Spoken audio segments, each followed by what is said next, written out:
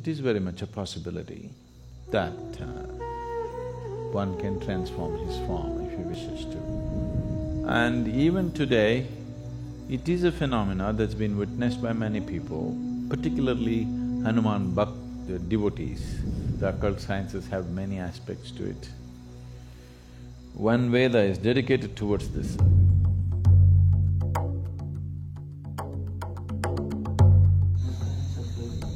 From childhood I used to hear about Hanuman. About what? Hanuman. Hanuman. He used to take giant forms whenever he wanted. He used to fly. He used to have very small, he used to emphasize his body to smaller size. Was it real or just any fictionary or symbolic, symbolic science or something like that? Thank you. About a certain person becoming small or big or flying or doing something else, is that a possibility? Very much a possibility, very much a reality. It was very much prevalent in this country, in this culture, but it was looked down upon. But it was looked up elsewhere, particularly in the Native American cultures. There is a whole tradition of shamanism where it is… even today there's any amount of talk about how a Native American shaman becomes an eagle, becomes a fly, becomes a wolf, transforms himself into some other form and gets there and all this. So these are not just stories, it is very much a possibility that one can transform his form if he wishes to. There is a panel in the Dhyana Linga where somebody transformed himself into a form that was relevant to someone else. Have you noticed it?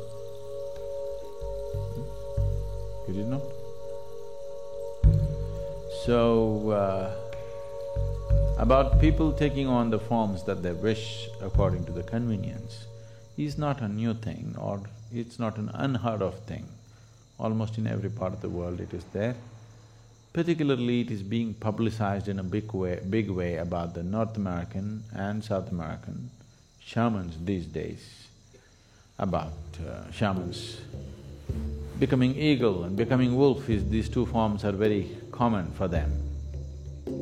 That was not unheard of here, but it was looked down upon in this culture. There it is being looked up to because this is not spirituality, this is occult.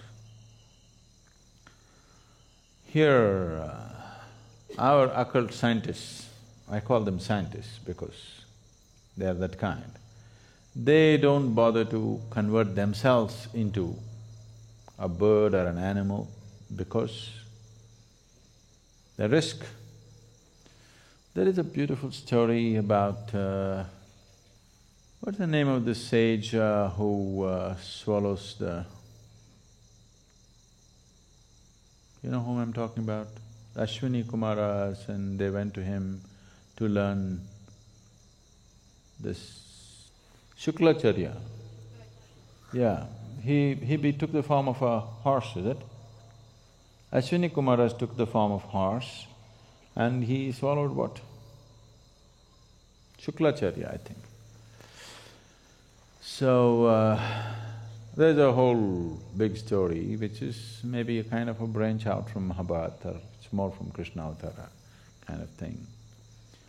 So there are any number of historical events like that but that was considered crude way of doing things because when you take on the form of something else, this body has to be preserved and it can always be misused. So, there have been incidents where somebody left his body here in some safety and let's say became an eagle and flew for some time. But when the eagle came back, the body is gone. Now what does the eagle do? A eagle comes and sits here and says, I am a yogi. pathetic state, isn't it? Because you cannot fly, you think being an eagle is a big thing. Being an eagle is not a big thing. Though he flies high, he's only looking down all the time. It's better to sit here and look up rather than go up and look down. Really. So, here, the occult scientists evolved other kinds of methods. That is, they themselves do not take on other forms. They pick other forms and make the forms work in a certain way. They will take a certain animal. Usually, one thing that is heavily used is a chicken. Oh, you think that's a waste, huh? So, they will release the chicken has to be young and vibrant chicken, uncooked. So, release the chicken's life and use that life form to do certain things for you. Rather than you taking on the chicken's body, you make that chicken do things controlled by remote-controlled chicken, all right? A remote-controlled chicken is better than you becoming a chicken, isn't it? Because you becoming a chicken, there is a risk. You left your body and you went out as a chicken and tried to do something and you've become somebody's tandoori. So, they evolved better, more sophisticated methods to deal with the same things. Is that possible? Hanuman becoming small, big, very much possible. And even today, it is a phenomena that's been witnessed by many people, particularly Hanuman the devotees.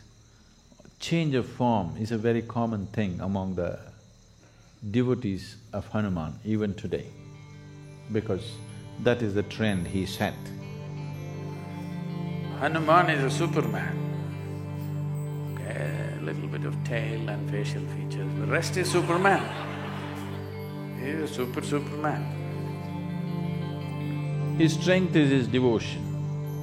The devotion in his heart is so strong. Because of that, he stood out shining, because of his sheer devotion. So, even if you happen to be a monkey, if you're a devotee, you can transcend your monkeyness and become something phenomenal. That's the story of Hanuman. It works even if you happen to be a donkey.